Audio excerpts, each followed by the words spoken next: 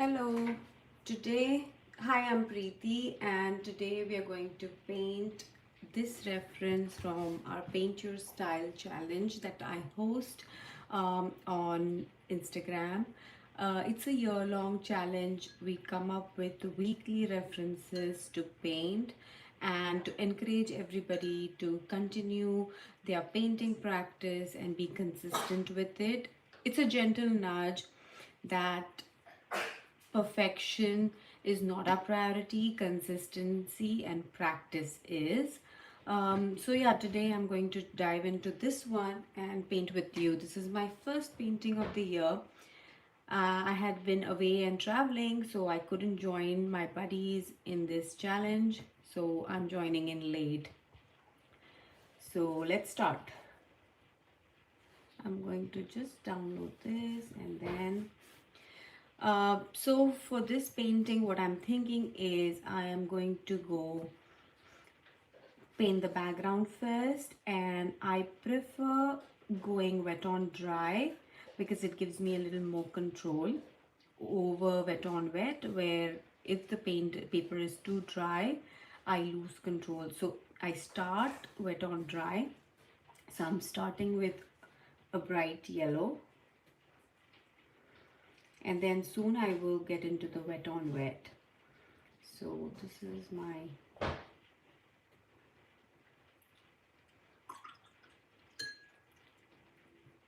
I am using transparent. This is, I think, Indian yellow. So slowly I am kind of creating a gradient around the sun. And now I'm going to wet my paper, so I don't lose the brightness that I needed, and I had full control when I was painting. And we are going to preserve this part, so that's why I'm going very light. I'm using 100% cotton paper, and this is 300 GSM Bao cold press paper. Now this gives me the advantage that my paper doesn't warp or give me hard edges and things like that if I have enough or optimal water on my paper. So here, now I'm going to start.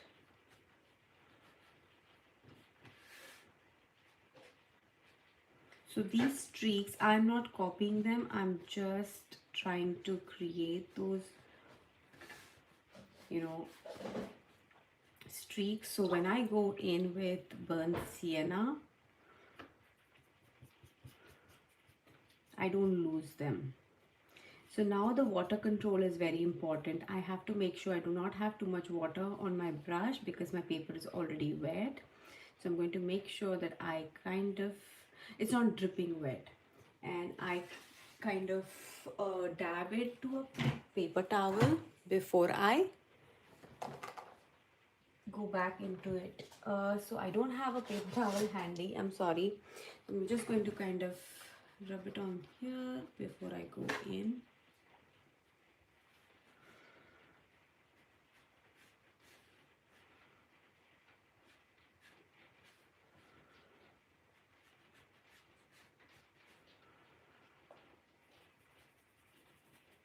I'm going to mix it with Indian yellow a bit because this is too dark according to me.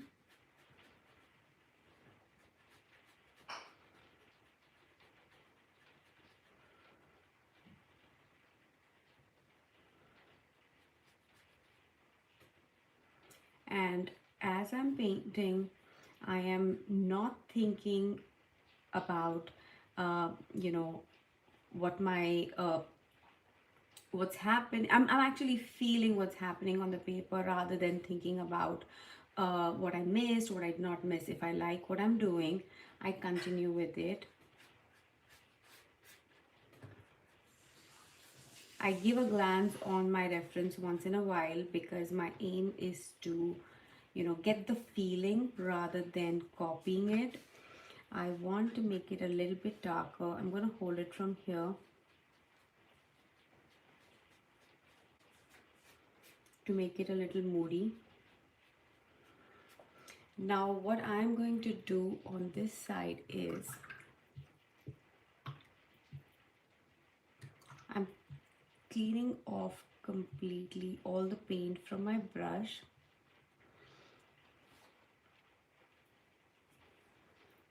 and I am going to lift off a bit of dark paint here and a bit here.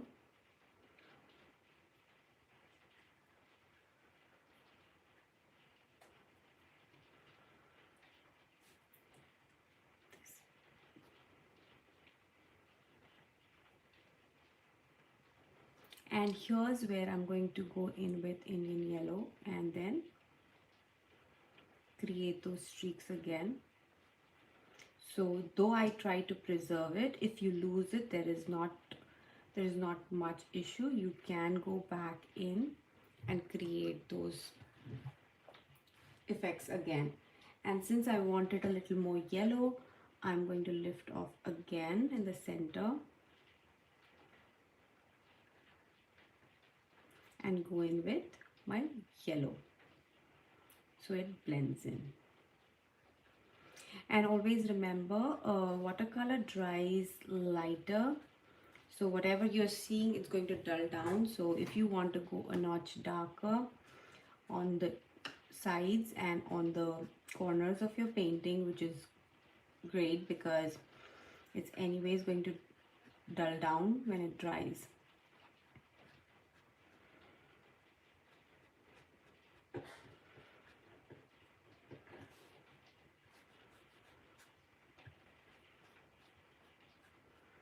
Now I'm going to let it dry for a bit, or I'm going to grab my dryer so that we can get to paint faster. So give me a minute and I'm going to grab it.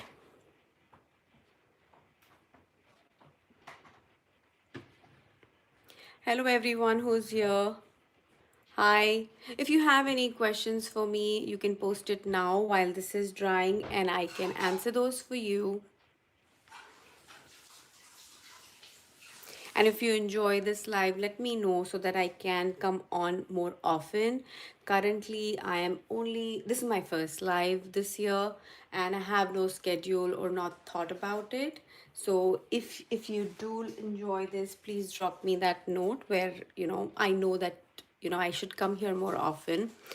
Also, this past year, I tried a lot of things. Now I've come to a point where I've made peace with certain things that I want to do, and I want to do very passionately.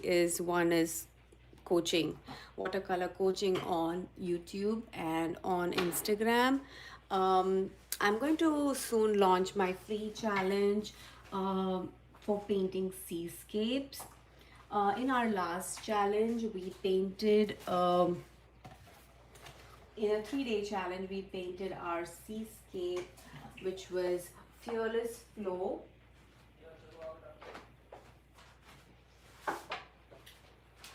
This was our painting in our first challenge. And we painted this together in 3 days. And I hosted that over YouTube.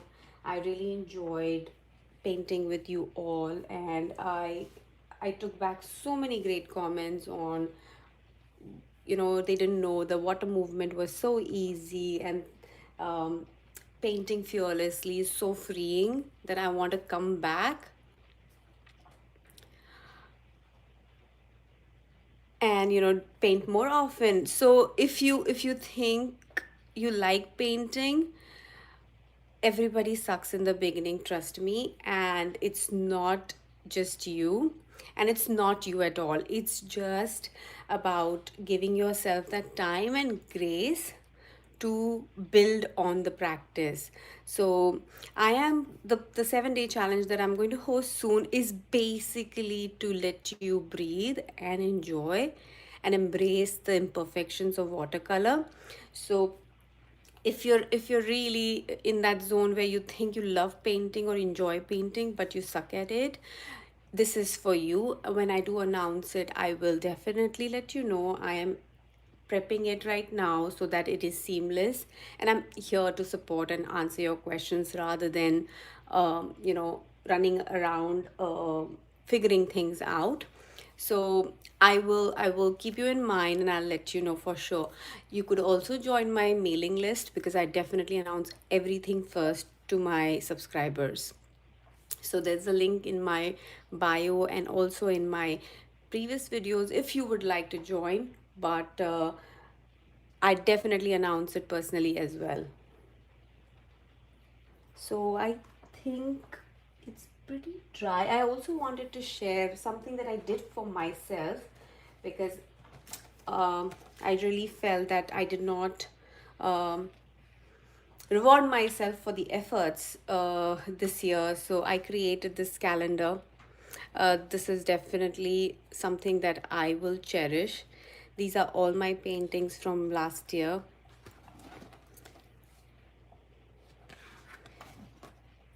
So I created this for few of my family members and just myself. These are all the things that I teach: the water movement, how to keep it still but still show some movement and not get overwhelmed by watercolor, how to keep control,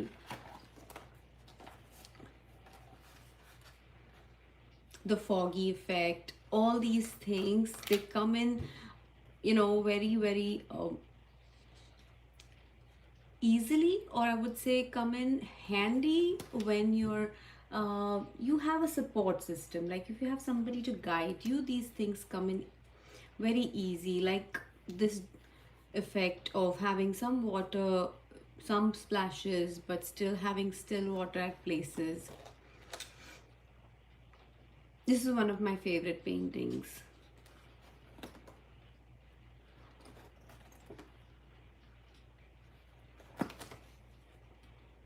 This print did not show this very well.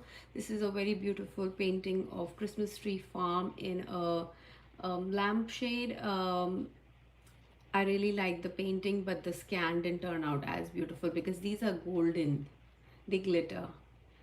So yeah, this is my calendar and my gift to myself this year.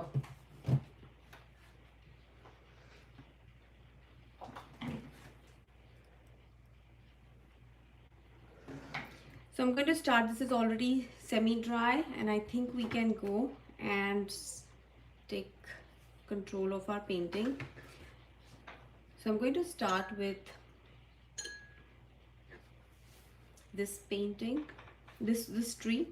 So essentially this tree is going to be from the top to the bottom. So this is my guideline. This is where it's going to be, and I'm going to go like this, V shapes, right? And then I'm going to go bigger till here. So I don't have a black, so what I'm going to do is I'm going to mix burnt sienna and ultramarine blue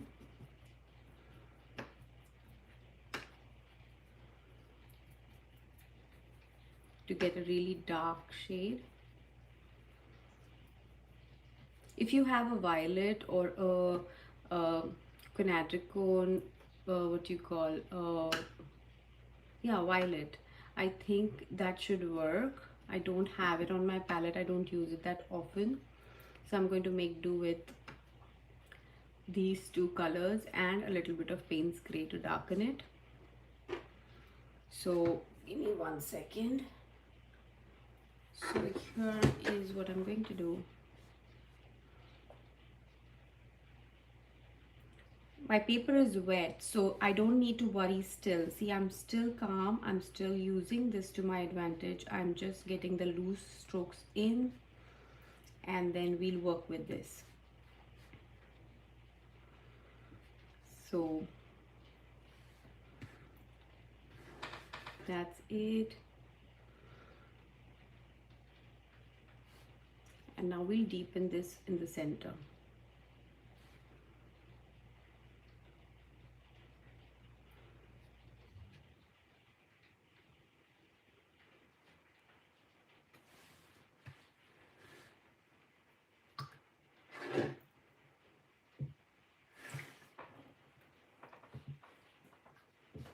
going to quickly grab my heat gun because I think I definitely need it. I don't know how to pause this, so I'm going to quickly make a run to my room and then bring it here.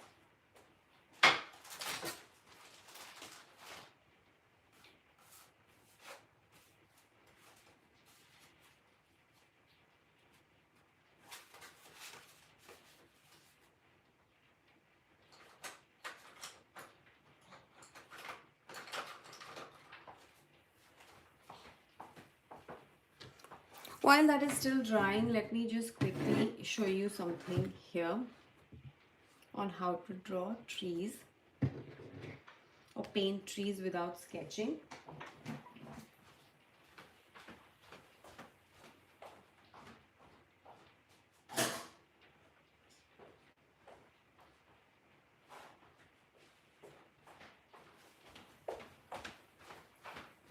So this is an evergreen tree, so this is how you sketch it. I'm going to mix a green here.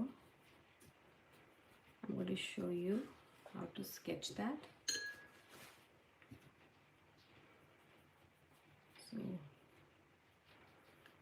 I don't have a green on my palette. I generally mix my own greens. So go deeper into this. So this is how I would go about doing this tree if it was a dry paper. This was our guideline, and we had decided we would be going V shapes.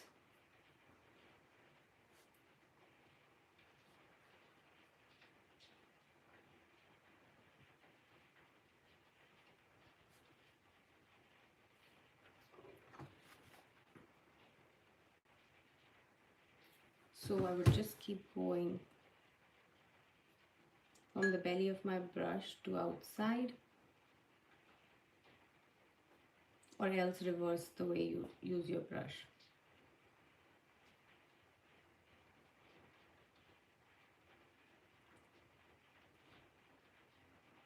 Just add some small strokes on the outside so that it feels like the tree is very bushy. Like these single ones don't look like real, so just add a few strokes.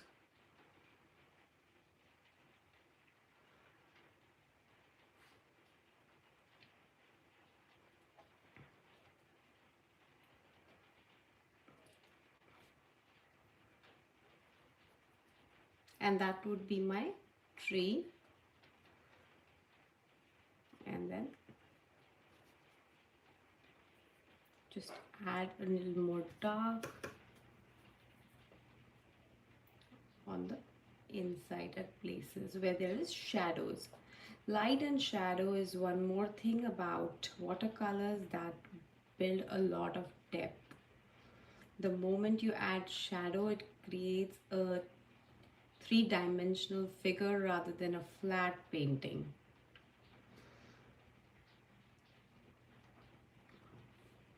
So yeah, this is how I would paint if this was a dry sheet. Now since it's not dry, I would rather teach you how I would do the second tree as well. So if it was a second tree, what I would do is, here is where I would map out my, and then this is where the branches are, right? And they are like loose. So now in this case, what I would do is I would dry off my brush completely dry brush, and then you see I'm squeezing out all the water, and then I would go in my paint, whichever paint you're using. So I go in my paint and then carefully I would use dry brush technique. So I'm just going to do this.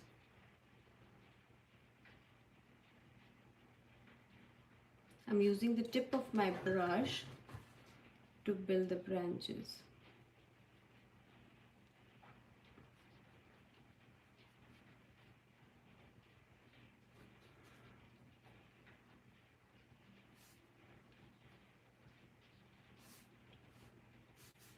And since this tree is not very bushy,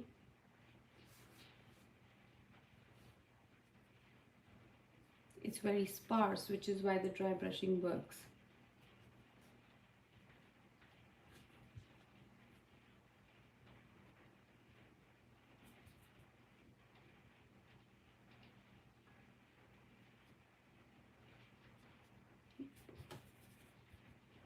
Going to go a little dark so that you can see the effect, but it's completely dry, okay?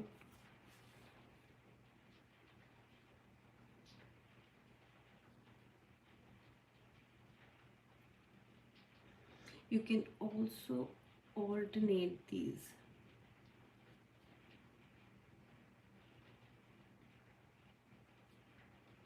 To create a sense of rhythm rather than, symmetry.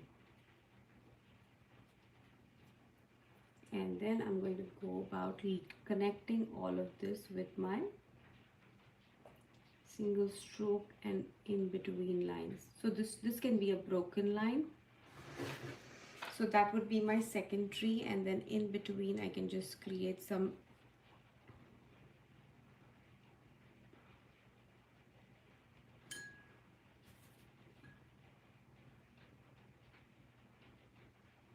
depth. So I'm going in with my belly and dabbing wherever I want a little dark shade to create a little bit of depth. And then for my tree trunk, I'm just trying to add like broken lines. That's it. So that would be my second tree. And then the third tree, similarly, I would create a guideline first. So this is my guideline. I'm going directly in with my paint. You could do it with your pencil. And this is more like a zigzag tree. So again, I'm going with my dry brush itself. And there is no pattern that I'm following. I'm just going with my flat brush with my belly down. I'm just creating some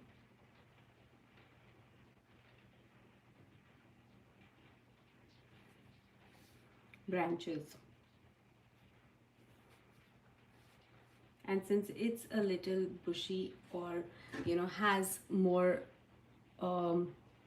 busyness in the center, I'm going to try and dab my belly of the brush in the center and create that effect, and then go.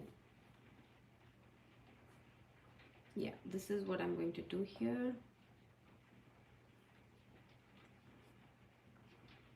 And now comes this part where it's again something like this, so I can directly go in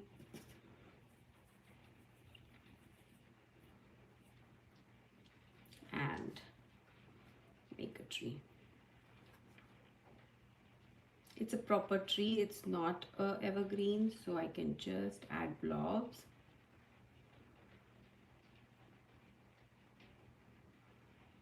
For it to feel like a tree, and just a little bit of sun peeking through it. It almost frames the painting. So you see, this is like forming a frame. So if this was my last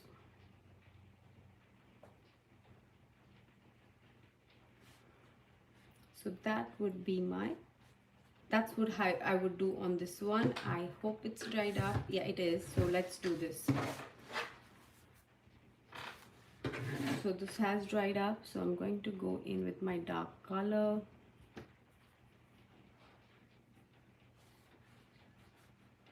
And then repeat those steps.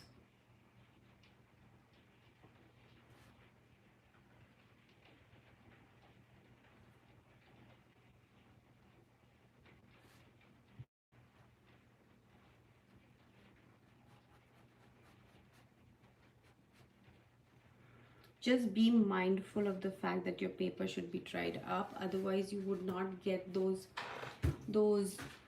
nice hard edges for your tree. So here is my first tree on this side of the sun. So I'm going to go with the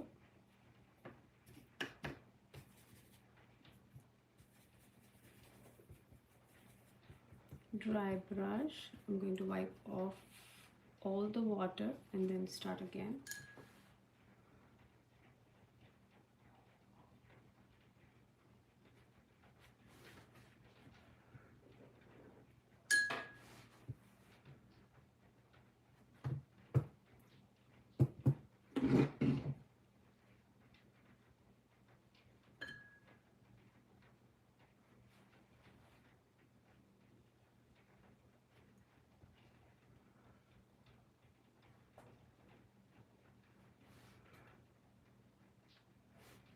When you've practiced on a rough sheet of paper, this becomes a little easier and less daunting.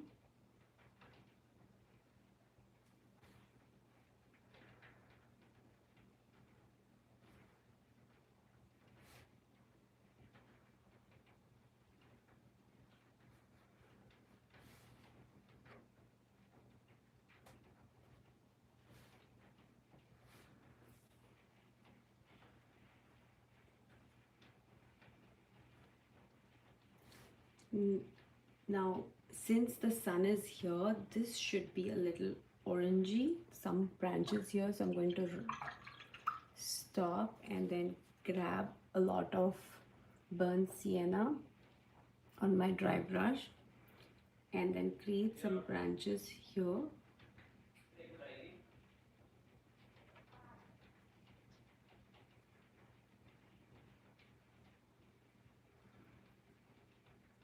To give that glow to my tree.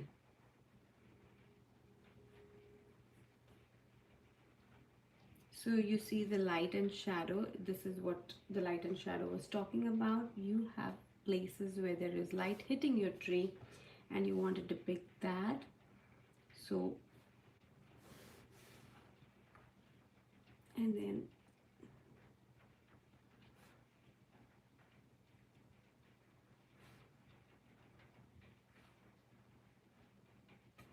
this is how I would do this.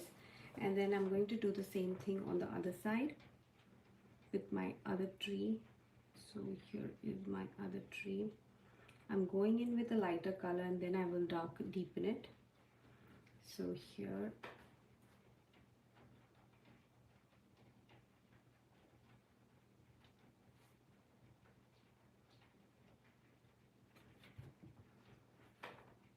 not trying to copy, I'm just getting the mood in and I'm trying to get the branches.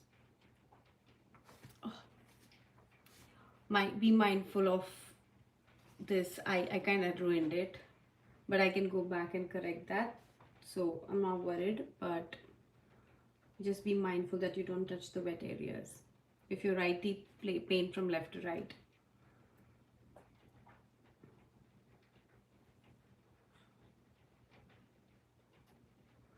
So just going with the flow and creating this. And now I'm going to go in with my dark color and then paint over.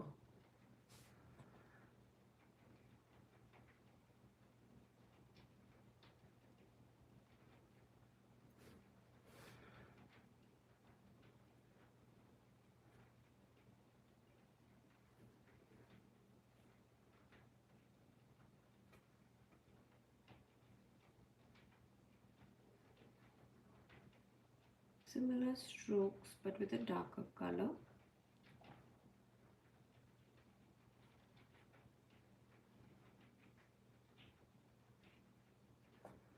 Now I'm going to be careful about how much I paint with the darker color on this side. I'm going to keep it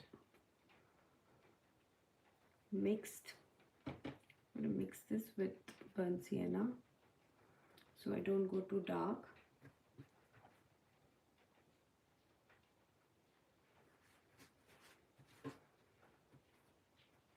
Take out the excess water which I forgot. Now these are the mistakes that even I make. So this is not something that it's new to beginners. Everybody makes these mistakes. The only difference is can I come back from it and correct it, which comes with practice, and you learn on the way when you paint more often and you know how to rectify those things or even use them.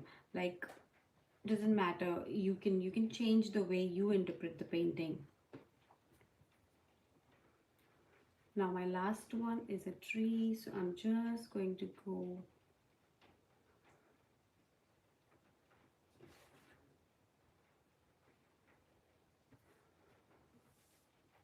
this is going to be my darkest blob, and then just go over here.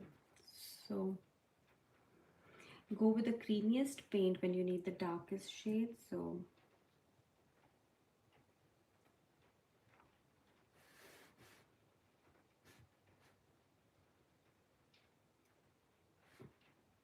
when you go wet on wet, you get these beautiful blooms at times, which you don't get on a wet on dry.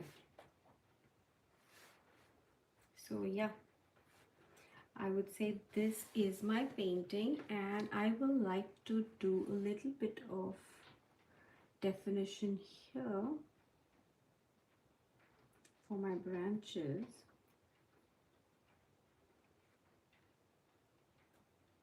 So they look a little more real rather than caricaturish. And then that's what I would call done. Can do deeper here. Yeah. So yeah, this is my painting for my first paint your style, and I think I did pretty good with all the fiascos that we went through. Um, I hope you enjoyed this, and I am also coming up with I'm relaunching my watercolor course where I teach seascapes, and I will be opening my waitlist soon. If you're interested, drop me a comment on this live. I'm going to save this live, um, and then I'll definitely let you know when I launch that course. And it is filled with tips like I shared today, similar teaching style. I don't rush things at all. So if you're interested, do drop me a comment, and I will see you soon. Thank you for joining me. Yep, bye.